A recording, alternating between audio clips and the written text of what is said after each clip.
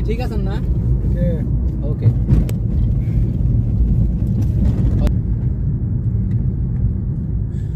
সামনে দেখেন মাহবুব সামনে আসছে কিন্তু মাহবুব আমি আছি তো টেনশন নাই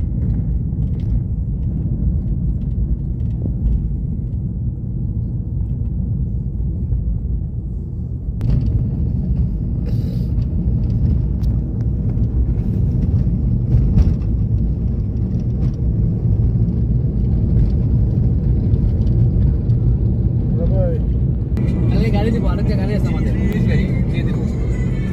কালকে ইচ্ছা আমাদের করতে পারবেন কালকে যায় ফয়দার সঙ্গে যায় ম্যাগি শুতে ফ্রেশ ট্রেশ হয়ে তারপরে গাড়ি দিব